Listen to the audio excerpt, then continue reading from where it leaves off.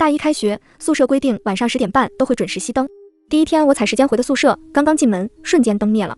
可我看了眼手机，这不是10点29分吗？这时，墙壁上的喇叭发出滋滋的电流声。各位同学，欢迎回到你们熟悉的校园。下面播报最新的学校规章制度，请各位同学遵守如下规定，如有违犯，后果自负。熄灯后，请不要在寝室内大声喧哗。我轻手轻脚地放下了手里的洗脸盆。睡觉前记得将门窗关好，窗外不会有人或是别的东西注视你，如果有，请保持安静，不要惊动它。这里是8楼，说的飞来飞去的小鸟吗？熄灯后，如果听到求救声，请不要试图帮助那个可怜的违规者，他可能正在接受惩罚。这句我就彻底听不明白了。喇叭的信号被什么干扰？机械音戛然而止，只留下滋滋滋的余音。寝室安静了几秒，张琳扑哧一声笑了。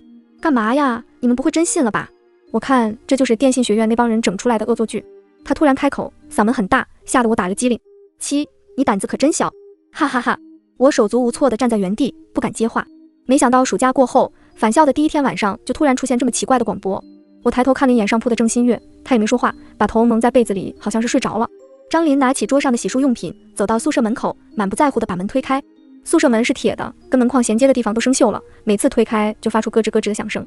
一股阴冷的风从外面吹进来，我抱着膀子往外瞥了一眼，走廊里的灯是全熄灭的，越往远处看越是黑黝黝一片。这很反常，平时即便熄灯后，走廊也会亮着几盏灯，以防学生起夜看不清楚路。不仅如此，外面安静的一丝声音都没有，仿佛偌大个楼层只剩下我们寝室。张琳，要不然你今天别去洗漱了吧，外面好像停电了。我心里隐隐有种说不上来的诡异感，所以小声提醒了张琳一句。这恶作剧还真挺像那么回事的。张琳站在门口，刚迈出去的左脚又迟疑着收了回来。窗外打了个闪电，屋里被照亮了一下，但门外还是漆黑一片。张琳，你能把门关上吗？我有点冷。郑新月冷不丁的开口。新月，你还没睡啊？我以为你睡着了。还没。我有点害怕。我叹了声气。新月平时就是我们4个里面胆子最小的，每次张琳喊着大家一块看恐怖片的时候，她都捂着眼睛缩在被子后面。我们4个，我、新月、张琳都在寝室。那于爽呢？等一下，于爽去洗漱了还没？我话音未落，砰的一声响，张琳把已经门关上了。哎呀，我没注意。不过应该不会出什么事吧？这可是在学校里。张琳有点尴尬的挠挠头。我刚想开口，目光却不小心瞟到郑新月的身后。她的床铺挨着窗户，窗子是紧闭着的，但刚才不知道是不是眼花，窗户右下角好像有一块黑影，就像什么人在窗外探了半个头往屋里窥视一样。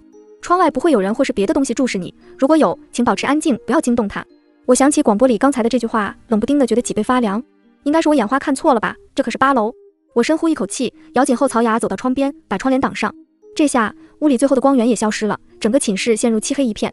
路遥，你突然挡窗帘干嘛？什么都看不见了。张琳一边嘟囔，一边从睡衣的兜里掏出自己的手机，想打开手电筒。什么破玩意，怎么开不开啊？他又转头想打开桌上的充电台灯，但台灯也没反应。别试了，没用。如果仅仅停电是巧合的话，那现在屋里所有照明设备全部瘫痪，就肯定不是巧合。而且这也不是人力能做到的事情。我掏出自己的手机，屏幕上映出微弱的亮光，左上角显示无服务。已经11点了，但于爽还没回来，事情很不对劲。张琳、新月，你俩的手机有信号吗？他俩同时又掏出手机来看，愣了一下，摇摇头。张琳不信邪，把笔记本电脑从上铺拿下来，暴躁的连按了几下开机键。电脑打不开，手机没信号，这到底怎么回事啊？我摇摇头，不知道，反正肯定不是恶作剧。寝室又陷入了寂静中，就算是平时胆子最大的张琳，这时候也没办法控制住自己的胡思乱想。咱们寝室该不会是撞邪了吧？那个字被他硬生生吞了回去。郑新月在上铺抖得更厉害了，带着哭音，那怎么办呀？于爽还在外面呢。嘘，别出声，好像有人来了。门外传来一阵急促的脚步声，在我们寝室门口，脚步停住了。救命啊，有东西追我，救救我！那人不停地拍着门，力气很大，是隔壁寝室的一个女生的声音，好像是姓杨，跟我们不是一个专业的，平时来往也很少。怎么办啊？咱们给她开门吗？胆小的郑新月没有主意，看向我和张琳。她已经从自己的床上下来了，这种情况下，往往几个人靠在一起会更有安全感。张琳大着胆子朝门口问了一句：同学，外面什么东西追你啊？那女生也不回答，只是拍门更加激烈了。救我！求求你们了！我好害怕啊！我不知道是什么，那东西的头好像戴着帽子。帽子？什么帽子？瘦长鬼影那样的帽子。我们几个不约而同地打了个寒战。这些年看过的恐怖片在我脑子里轮番放映。快开门！求你们了，他马上就要过来了。张琳动摇了，小心翼翼地往门口挪动，顺手还抄起旁边桌上的台灯。我拉住他的手腕，不赞成地皱了下眉。熄灯后，如果听到求救声，请不要试图帮助那个可怜的违规者，他可能正在接受惩罚。违规者？门外的女生会是违规者吗？难道现在他正在接受惩罚？我心下一沉，不能开门。我不知道这条规则里对于违规者的定义到底是什么，也许门外的女生是无辜的，但我们不能冒险。紧接着，门外传来撕心裂肺的尖叫，像是门口的女生遭遇了什么极大的痛苦。尖叫持续了几秒钟，我们听得头皮发麻。郑新月被门外的声音吓得蹲坐在地上，捂着嘴小声的抽泣。我想回家，这到底怎么回事啊？我也同样害怕。即便是心理素质再好的人，面对这种未知的状况，也很难稳住心神。门外终于没了声音，可安静了不到1分钟，开门声居然又哐哐响了起来。这次我们谁都没有提开门的事。刚才那个女生显然已经遭遇了什么不测，那门外拍门的人又是谁？拍门声一直在持续，每一下都像是在撞击我们的神经。张琳忍不住火了，别拍了！妈的，有完没完？别再装神弄鬼的吓唬人了！拍门声戛然而止。张琳，你在说什么啊？我是于爽，快给我开门！是于爽回来了，咱们得给他开门吧。陆瑶，你觉得呢？这门能开吗？于爽又在门外说话了，语气有些不高兴。你们仨磨磨蹭蹭的干嘛呢？我就去洗个漱，你们就把门锁了，不会是故意的吧？别闹了，再闹我真生气了。于爽胆子也不大，黑灯瞎火的被锁在门外，心情肯定差。毕竟是朝夕相处了3年的室友，我们也不能眼睁睁看着他出事，规则里并没有说不能给室友开门。但我还是不放心，我朝着门外喊了一声，于爽，你旁边还有什么其他人在吗？比如戴着帽子的什么人？大晚上的你说什么呢？怪瘆人的，就我自己啊。开吧。我点点头。张琳手上攥着台灯，小心翼翼走到门口，把门打开了一条缝。于爽拎着洗脸盆冲进来，反手把门锁上，一顿发牢骚。我正洗着脸呢，啪的一下就停电了，连脸上的沫子都没冲干净。一切都很正常，看来给于爽开门是正确的。然而我的心刚放下，于爽一句话又将气氛顿时降到冰点。对了，你们谁把饮料洒寝室门口了？黏黏糊糊的，明天记得擦干净啊。没人喝饮料，也没人往门口洒过东西，所以那些黏黏糊糊的，难道是……哇的一声，郑新月捂住嘴直干呕，显然是联想到什么恶心的液体。我和张琳脸色也没好看到哪去，满脑子都是《电锯惊魂》里血淋淋的镜头。你抬脚我看一下。张琳对于爽说道。于爽不解，干嘛？你们怎么这么不对劲？他发出质疑声，但还是乖乖把脚抬了起来。我和张琳凑了过去，借着月光什么都看不清。我问道，你之前在洗漱间就没听见什么广播吗？于爽纳闷地开口，什么广播？没有啊。这就奇怪了，难道广播只有在寝室内的人才能听见？我把广播的内容给于爽复述了一遍，又说了刚才门口那个女生的事。大晚上的，你别在这给整什么宿舍夜话，我害怕。张琳不耐烦地瞪了他一眼，你没看新月都吓哭了吗？谁有闲心在这给你编故事？那怎么办啊？咱们就这么坐以待毙，不然呢？你敢开门出去？于爽怂了，往后缩了缩脖子，不再说话，嗫嚅了一句真的假的？我们3个都不知道外面什么情况，只有于爽是从外面进来的。于爽，你回来之前真的什么都没看到吗？他顿了一下，好像在努力回想。没有啊，走廊里一直就我自己，没什么别的东西啊。这就很奇怪了，之前隔壁寝室的女生说有个戴着帽子的东西在追她，为什么于爽什么都没看到呢？还有，那女生如果真的在我们寝室门口遇害了，那也总该有个尸体在门口吧？可外面什么都没有。陆瑶，我害怕，我今晚能跟你一个床睡吗？郑新月哭得嗓子都哑了，可怜巴巴地问我。行，那你就来我床上挤挤。郑新月身材娇小，哪怕宿舍是单人床，我们2个也能勉强睡得下。我们几个回到床上，谁也睡不着。明明现在天气又闷又热，但今晚却格外的寒凉，还时不时有风吹着我的后背。有风？我一下子打了激灵，浑身汗毛炸了起来。门窗都是锁着的，哪来的风啊？我转头看向郑新月床铺旁边的窗户，风就是从那吹进来的。窗帘被吹得鼓了起来，隐隐绰绰，像是后面藏着什么人影。是谁开的窗？睡觉前记得将门窗关好。只有新月的床是紧挨着窗子的，但她此刻正躺在我的旁边。那窗户是谁打开的？感受到我旁边的郑新月一直在哆嗦，我轻拍了2下她的肩膀，这就让她开着。没人敢下去关窗，大家都怕引发什么不好的后果。我努力把眼睛紧紧闭上，潜意识里催眠自己，也许只是窗子没关严，被风吹开了呢。宿舍里很安静，耳边只有郑新月的呼吸声。我知道她也没睡，这种情况下不可能睡得着的。闭上眼以后，失去了对时间流速的感知。不知道过了多久，宿舍内的安静被突然打破。我仔细分辨声音的远近和来源，方向是在窗户那边，而且声音越来越近，像是什么东西在爬，缓慢但很有节奏。声音停了，那东西已经到达了它的目的地。即便是闭着眼睛，我也能明显感觉到眼前一暗，这说明宿舍里唯一的光源窗口被什么东西给挡住了。窗外不会有人或是别的东西注视你，如果有，请保持安静，不要惊动它。我不敢睁眼，生怕睁开眼的一瞬间就对上那东西的脸。身旁的郑新月抖得更加明显了，我在被子里紧紧攥住她的手腕。宿舍陷入诡异的安静当中，但我们心里都知道那东西还在窗口。在这样的安静里，我却越来越觉得不安。没有下一步动作，那他到底要做什么？在不安即将到达顶峰的那一瞬间，窗口终于有了动静。楼下寝室不知道谁的闹钟响了，音乐声顺着窗户飘上来，那东西动了一下，又是缓慢的爬行声，好像是往下面去了。我强忍着恐惧，把眼睛眯开一条缝，看向窗口。窗帘后面是露出人形的半个身子，不对，应该说只有脑袋是人形，左右两边还各有2条又细又长的胳膊。这才只是半身，如果是全身的话，我想它大概是人和蜘蛛的结合体，人的头颅加上蜘蛛一样细长的4肢。我立刻捂住了郑新月的眼睛，生怕他如果睁开眼就会尖叫出来。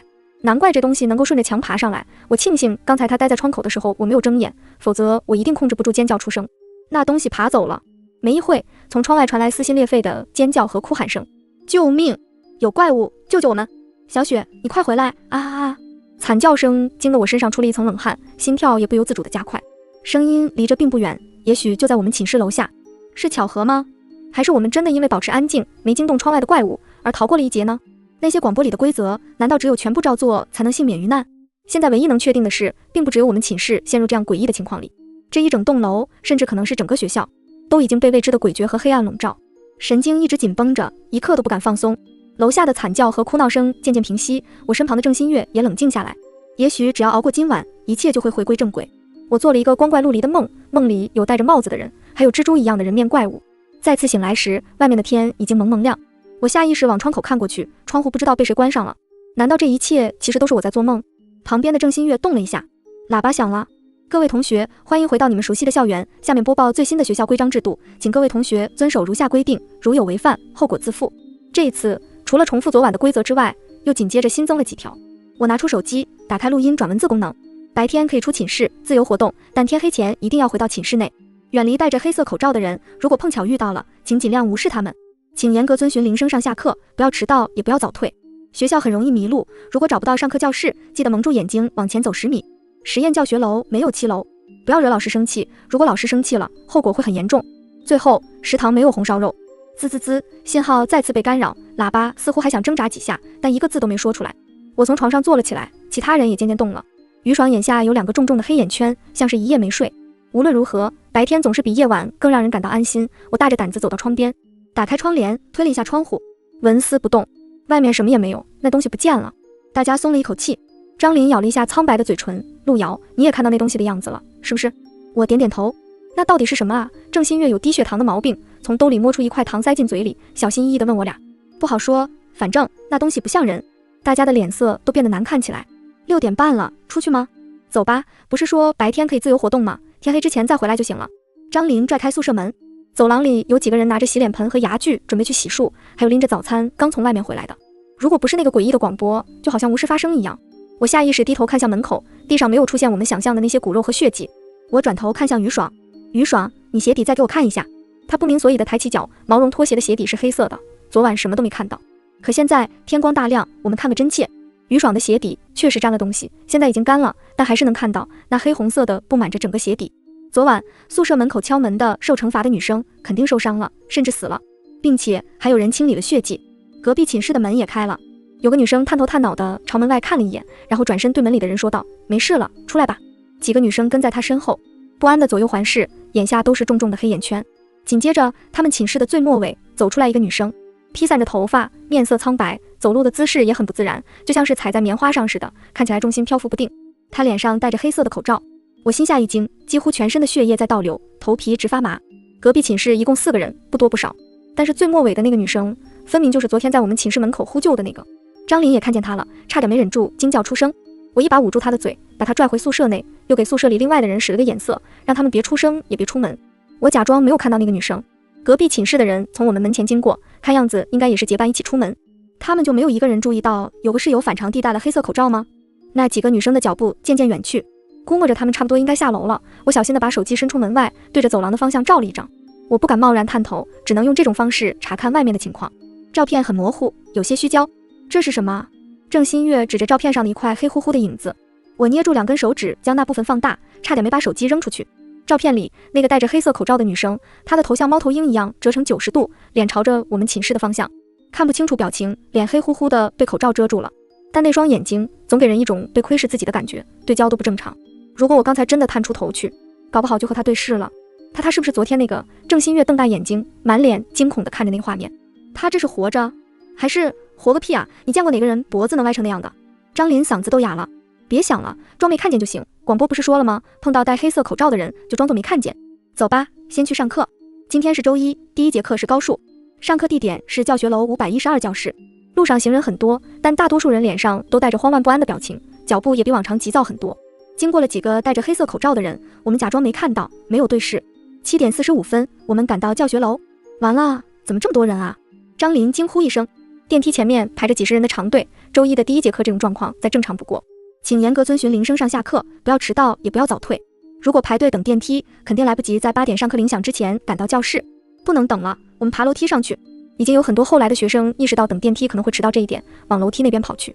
我们几个也夹在人群里。1楼7点47分，2楼7点48分，3楼7点50分，4楼7点52分，5楼7点54分，还有6分钟，完全来得及。我们几个同时松了一口气。5楼的走廊很暗，很多教室的门都是锁上的。和我们一块到达5楼的另外2波学生都找到了上课的教室。5065亿0851万0514，我们学校的教室按照单双号分布在左右两侧，按理来说512教室应该在510和514中间，但现在它却像凭空消失了一样。7点56分了，我们还没有找到教室。张琳着急了于爽，你再仔细数一下，你是不是查漏了？别吵，你自己看，根本就没有512教室。怎么办呀？马上就要到时间上课了。我们急得像是热锅上的4只蚂蚁。我们会不会是走错楼了？再看一下课表，是教学楼没错吧？不对劲，现在的情况显然不是我们搞错了。无论是哪栋楼，都不会出现凭空消失一个教室的情况。学校很容易迷路，如果找不到上课教室，记得蒙住眼睛往前走10米。我闭上眼睛，周遭的声音好像瞬间消失了，但身后却莫名有一种很强烈的被窥视的感觉。再睁开眼，旁边又重新出现他们3个的吵闹声。别说话，现在咱们几个手拉手，闭上眼睛，一块往前走10米。7点58分了，留给我们的时间仅剩2分钟。如果再像无头苍蝇似的乱转，一定会迟到。他们也立刻想起了那条奇怪的规则，按照我们现在的站位，一个接一个的牵起手，闭上眼睛。周围又陷入了无尽的黑暗和寂静。我站在右边第2位，左手牵着郑新月，右手牵着于爽。于爽一直在哆嗦。瑶瑶你在吗？我轻轻嗯了一声，他抖得更厉害了。我右边有人。我们几个同时打了个冷战。于爽站在最右边，他的右边怎么会有别人？别动，别撒手，往前走，听我的口号。女生迈出一步，大约是60厘米，也就是说，只要我们连着往前走20步，距离一定超过10米。1、2、3、19、20。查完这20步，我的后背几乎已经被冷汗浸湿了。睁眼，我们4个睁开眼睛，周围并没有出现第5个人的身影，而我们正前方的教室就是512。一进教室，后面几乎已经要坐满了，只剩下前面2排还有位置。我们4个迅速找位置坐好。7点59分整，上课铃响了。铃响的一瞬间，门口走进来一个40几岁的女老师，穿着打扮都很朴素。几秒钟以前，整层楼还只有我们4个人在走廊里，她就像是突然凭空出现的一样。好了，同学们，上课的时间到了，我先点一下名。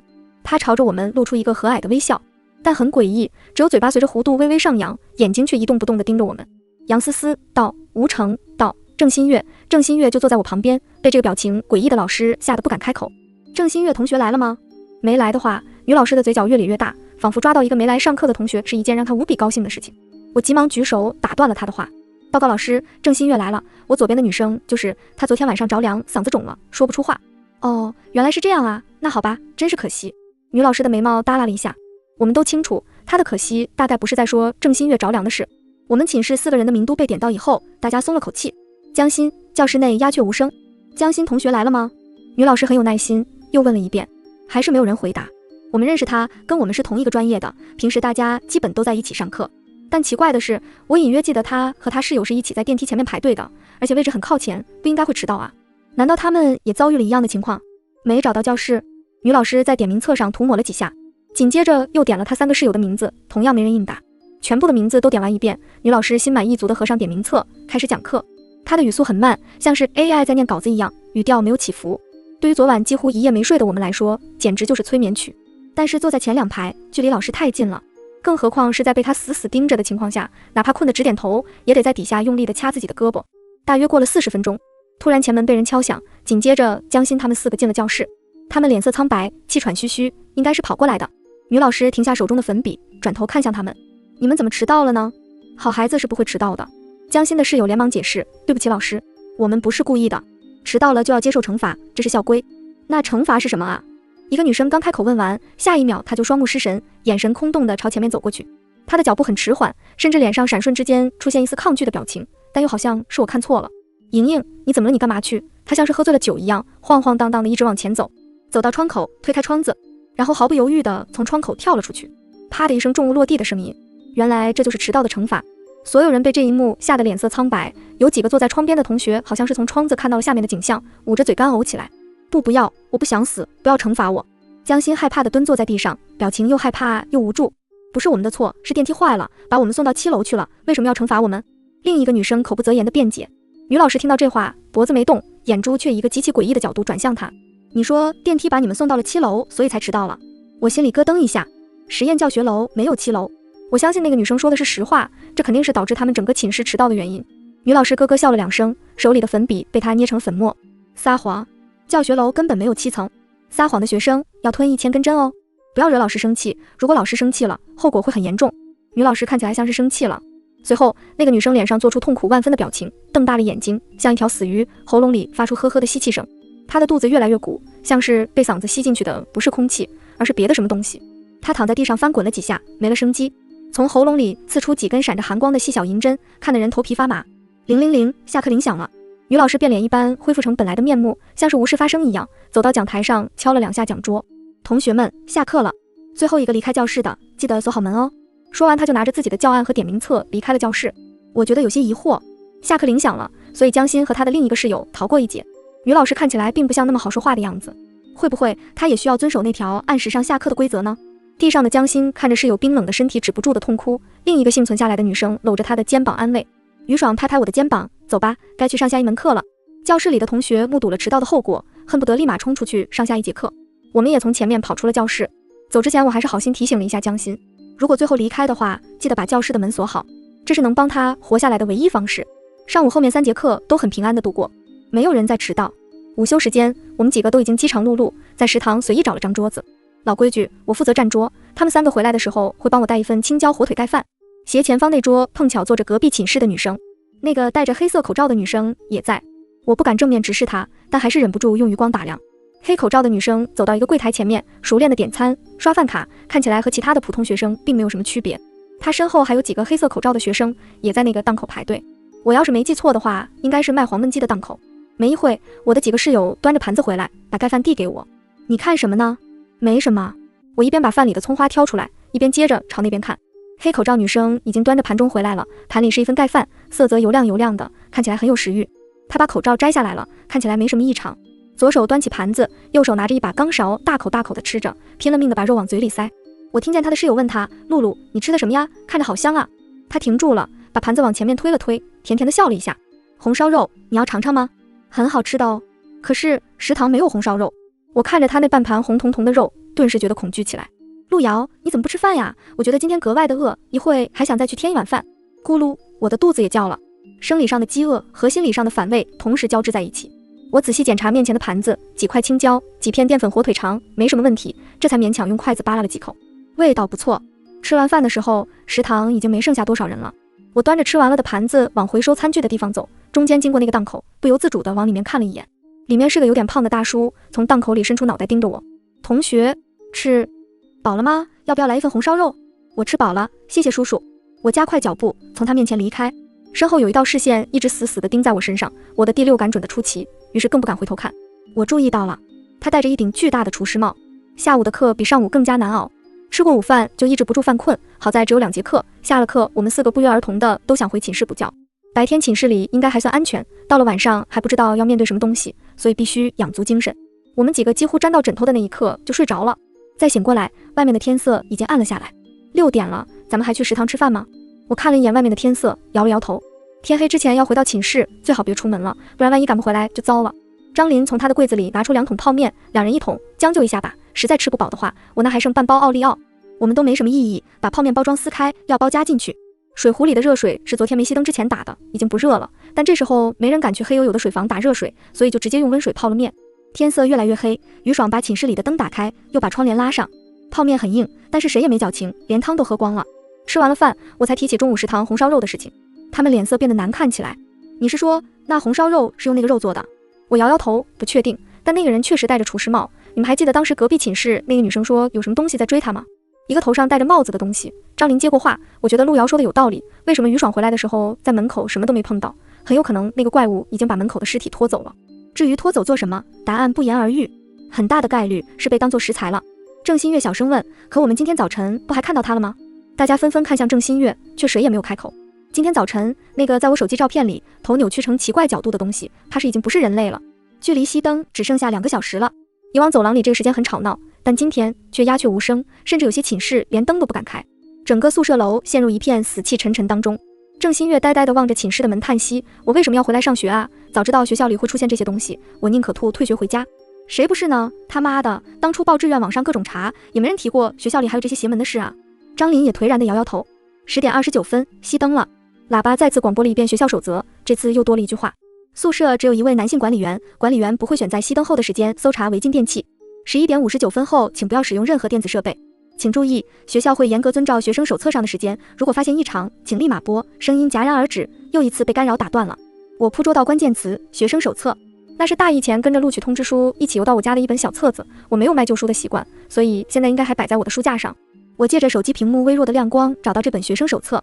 下令时，第1节课8点至8点45分，第2节课9点至9点45分，寝室熄灯时间22点30分。我发现了不对劲，你们发现了没有？早上是7点59分打响上课铃，下午是1点29分，刚才是10点29分熄灯，什么意思？这能说明什么？说明学校的时间提前了1分钟。我们还在小声的讨论，于爽突然嘘了一声，看向门口，嘘，别出声，有人来了。砰砰砰，走廊里传来响亮的拍门声，不是我们寝室，但离着应该不远。砰砰砰，那人又粗暴地拍了几下。检查违禁电器，快开门！是一个女人尖细的嗓音，听得人浑身直起鸡皮疙瘩。宿舍只有1位男性管理员，管理员不会选在熄灯后的时间检查违禁电器。怎么是个女的？而且现在已经熄灯了。紧接着又是一阵脚步声，是高跟鞋踩在地上的声音，往我们寝室的方向来了。寝室门一个接着一个的被敲响，轮到隔壁寝室了。开门啊！我是管理员，快给我开门啊！你们是不是私藏了学校不允许出现的违禁电器？如果有的话，最好马上交出来。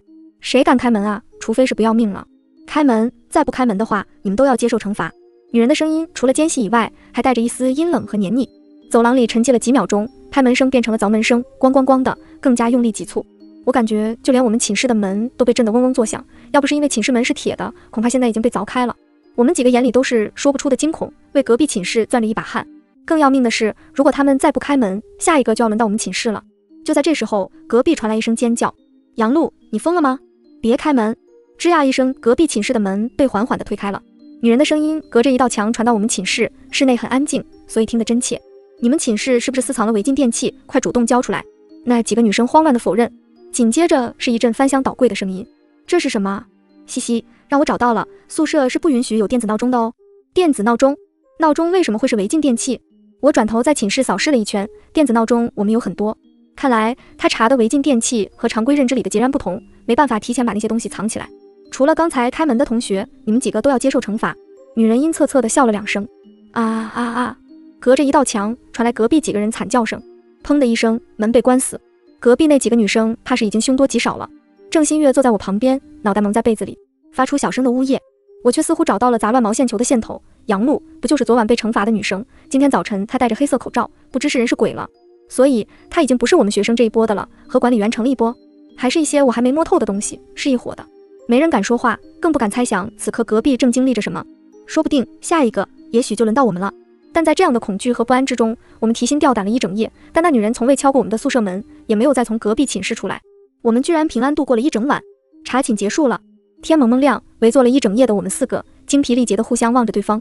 我说道，今天晚上如果他再来，就该轮到我们了。郑新月颤着声说道，只要不开门，应该就没事了吧？他真是来查寝的吗？如果被扣分会怎么样？会死吗？张琳呼出一口恶气，不知道。寝室内又沉默下来，走廊里一点动静也没有。6点多了，今天的喇叭一个字也没说出来，滋滋挣扎了几声就没了动静，没有任何其他的线索。打开寝室门，走廊里出来洗漱的人比昨天少很多。昨晚被敲过门的那几间寝室门都是敞开的，经过的时候，我们几个不约而同地往里面看过去，干干净净，什么都没有。不仅没有人，就连东西都没有，寝室里面空荡的，就像从来没有人住一样。看来不开门也并不是解决问题的办法。出了寝室楼，人就多了起来，但大多数学生都戴上了黑色口罩。我心里一惊，杨璐的事儿让我隐隐约约猜到，这些戴上黑色口罩的人大概率已经被同化，但他们到底是什么，我不知道。我们4个继续往前走，不敢直视他们，只好低着头。中午的时候，食堂没像昨天那么拥挤了，不用占座位，我拿着学生卡自己去档口打饭。任何荤菜我都不想再碰，选了最素的拌凉皮。旁边几个档口也有戴黑色口罩的学生排队，我全装作看不见。同学，你这么瘦还吃得这么素，过来大姨给你添一勺肉，刚出锅的，香着呢。旁边档口的大妈热情地招呼我，又是红烧肉。我抬眼望过去，几个档口的大盘子里几乎全变成红烧肉了，只剩下零星几个还卖正常的饭菜。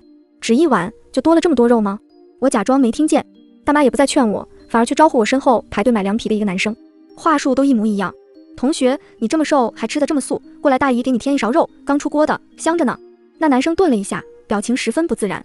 大妈不死心，又劝了他一句，还是一模一样的话。同样的话被大妈一遍一遍的机械性重复，肥胖的食堂阿姨像个人形机器人一样，此刻散发着诡异。我刷好饭卡，端着凉皮正要离开，身后那个男生突然之间暴走了，他红着眼睛忍无可忍地朝着那个大妈咆哮，你别以为我不知道你卖的是什么东西，你们哪里搞来的肉？他情绪崩溃，我的心却咯噔一下。完了，他这一句话顿时激起千层浪，食堂里所有卖红烧肉的档口工作人员同一时间伸出头来，还有那些戴黑色口罩手里端着一盘红烧肉的学生们，也都用一种复杂而带有恶意的眼光看向这边。在这样目光的注视下，我几乎控制不住地开始打战。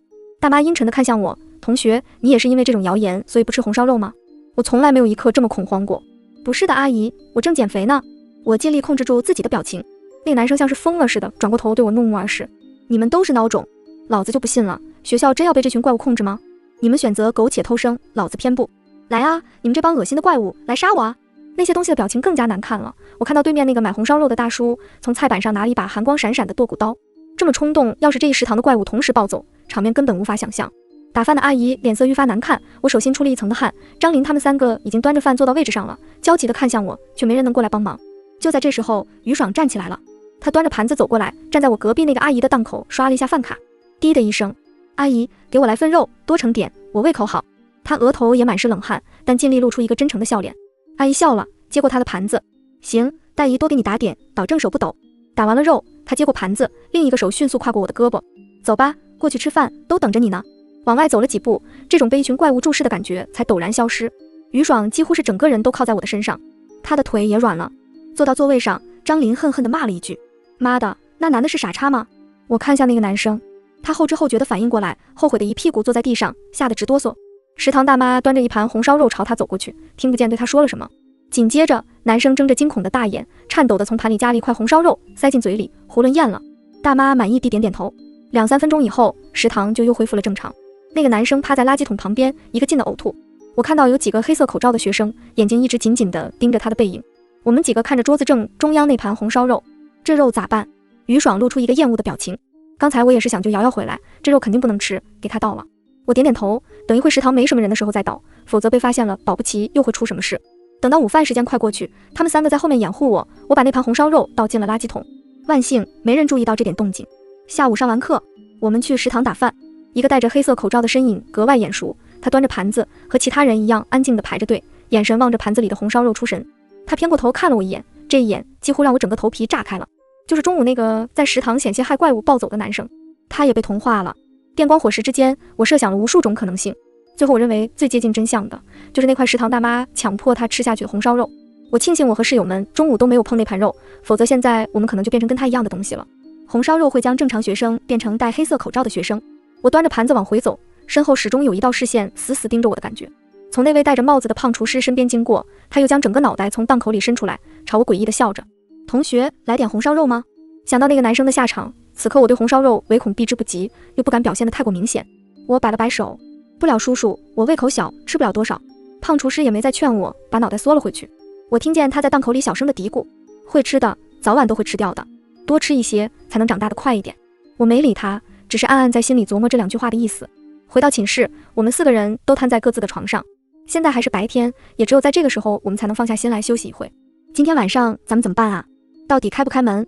我也在思考这个问题。那个女人不是宿管，可是为什么没给她开门的寝室也遭殃了呢？不是宿管的人也有查处违规电器的权利吗？还有一个更重要的问题，时间到底代表什么？为什么广播明明说学校是按照学生手册的时间严格执行的，但是却每次都提前1分钟响铃熄灯呢？电子闹钟又为什么会是学校不允许出现的违规物品？于爽叹了声气，摆烂吧，左右都是个死。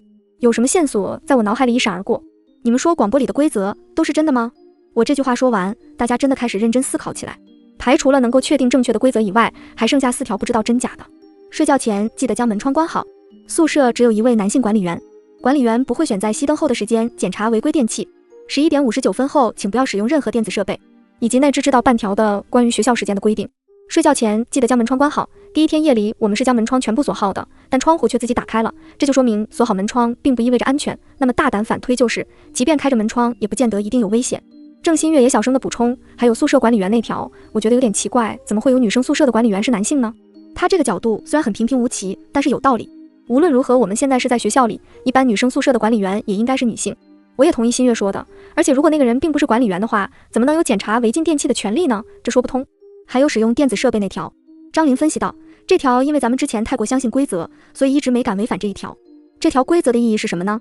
电子设备应该是指手机电脑一类的东西吧？不止，手机电脑游戏机甚至是电子闹钟都可以算作是电子设备。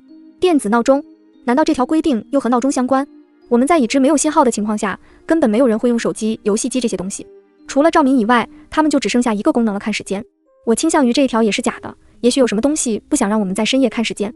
我也同意瑶瑶的想法，但是目前这些都只是猜测和推理，需要论证一下才可以。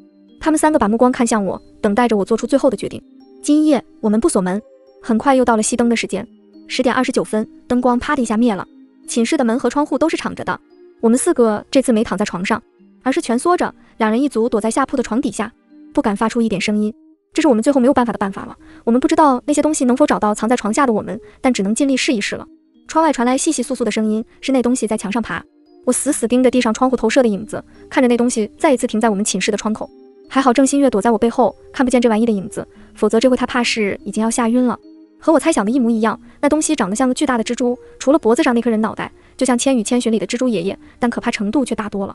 他像上次一样静静地盯着屋内，发出怪异的叫声，咯咯咯咯咯。我看到他的头转了一圈，似乎是在思考。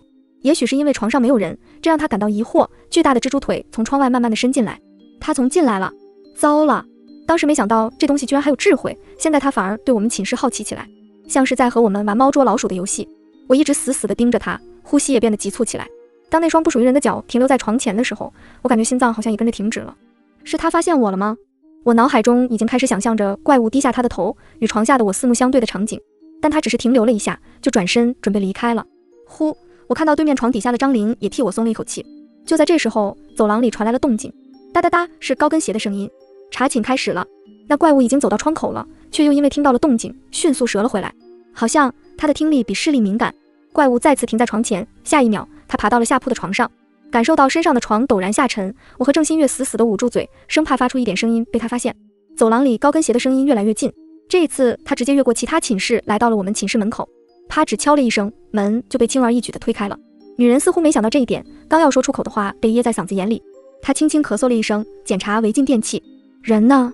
快都给我把违禁物品交出来！没人回答她。女人更加生气了，砰的一声反锁了寝室的门。别让我找到你们，否则不守规矩的学生是要接受惩罚的。她似乎在屋里转了一圈，穿着红色高跟鞋的脚停在了对面的床前。我替张琳和于爽捏了一把汗。女人猛地把被子掀开。哦，原来没有藏在这里呀。她缓缓地转身，朝着我和郑新月的方向走了过来。哥，检查的时候不许躲起来哦，快出来，我已经看到你们了。我心里一惊，紧跟着她走到我跟前，一把掀开被子。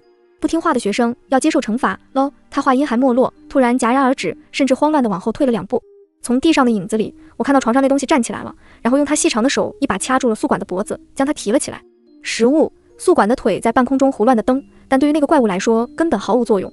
头上传来咀嚼的声音，有温热的液体滴答滴答地从怪物的嘴边滴落下来。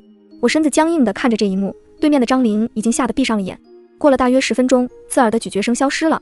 蜘蛛怪物把女宿管吃掉了。他们不是一伙的吗？怎么还会存在自相残杀的情况？电光火石之间，脑海里一片混乱中灵光乍现。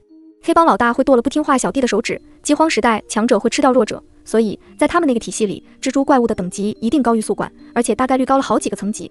上课的时候，即便是那些戴口罩的学生也不敢迟到。同理，检查违规电器的时候，隔壁寝室的杨璐不可以不给宿管开门。但现在看来，这多像一种服从。所以女老师和女宿管的等级一定是高于那些戴口罩的学生的。那么厨师呢？他们扮演什么角色？会吃的早晚都会吃掉的，多吃一些才能长大得快一点。他们更像是一个饲喂者，而那些红烧肉就是养分。他们除了喂养戴着黑口罩的学生，还在饲养这个黑色蜘蛛怪物。普通学生变成黑色口罩学生，又变成什么，就可以成为这个怪物的食物。这是食物链。那东西提着只剩半截的宿管，缓缓爬出了窗户，往下爬走了。窗子自己缓缓地关上。我有点破天荒地想，这怪物临走居然不忘了关窗，还挺有礼貌。半个小时以后，我们才敢从床底下爬出来。那怪物把宿管吃了？我和张琳一听这话，同时脸色一白，谁也不想回忆刚才那诡异惊悚的一幕。我把自己的猜想和他们几个说了一下。于爽震惊地瞪大双眼，卧槽，这些怪物内部这么复杂啊！张琳皱了一下眉头，那我们这算什么？检查合格还是失败？宿管都没了，还查什么违禁电器啊？应该算是过关了吧？应该已经过了11点了，现在还剩下一条规则没有验证。11点59分后，请不要使用任何电子设备。我拿出手机，11点57分，还有2分钟，我们要不要试一下最后一条规则？他们3个都在看我，等我做出最后的决定。实际上，最后应该是2条规则才对。无论是11点59分后不要使用电子设备，还是那半条关于学生手册的规则，其实都是围绕着时间。为什么广播里的规则会有真有假呢？很明显，广播是会受到某些东西信号干扰的。而这几条假的规则其实是迷惑学生的陷阱，陷阱会对那些怪物更加有利。他们最后的目的是什么？也许是为了让整个校园的学生都变成戴着黑色口罩的行尸走肉。假的规则想要让学生死，那么如果我们想活，就要做和规则相反的事。11点58分了，新月，你是不是有镜子？郑新月听到我这毫无关系的问题一愣，然后点了点头。试探每一条规则都是在冒险，而我现在要做的是找出漏洞，尽可能让风险最小。你去把镜子拿过来，我们透过镜子去看手机里的时间，这样肯定不算是直接使用电子设备。众人恍然大悟，郑新月连忙从自己的包里掏出一面折叠镜。11点59分，我们把手机立在桌上，围坐在一起，背对着手机，透过镜子看手机屏幕。熄屏时间我设定在2分钟，足够我们看清楚了。时间1分1秒的过去，我们连呼吸声都变得很轻，紧紧地盯着镜子里的手机。56、57、58、59，查到最后一个数的时候，手机屏熄灭了。18，什么玩意？瑶瑶，你不是说设定了2分钟吗？是啊，这什么也没看着呢，手机屏怎么灭了？不会是碰巧没电了吧？我们几个被突如其来的情况搞懵了。本来指望着能发现点线索，怎么手机直接熄屏了呢？但是还没等我们推敲出个大概，走廊突然传出很多声音，仿佛无数间宿舍同时打开了门，吱呀吱呀的声音连成一片。这绝对不是巧合。我飞速地冲到门口，砰的一声把宿舍门锁上。他们几个刚要开口问我，门外就传来的不绝于耳的脚步声，杂乱，但声音越来越近，全部都是朝着我们寝室来的。我现在已经能猜测到大概，应该是那群黑色口罩的学生们出来了，普通的学生是绝对不敢在半夜到处乱逛的。砰砰砰，宿舍门被大力的敲响，门外的人一下一下的击打着铁门，甚至还有挠抓的声音，听得人骨头发麻。外面这么大动静，现在咱们怎么办啊？张琳急躁起来，甚至又拿起桌上的台灯，一副随时准备拼命的架势。开门呐，快开门！你们怎么还不来开门？门口传进来的嗓音尖细而又机械，听上去又十分阴森，夹杂着咯咯的冷笑声，在黑暗中格外刺耳。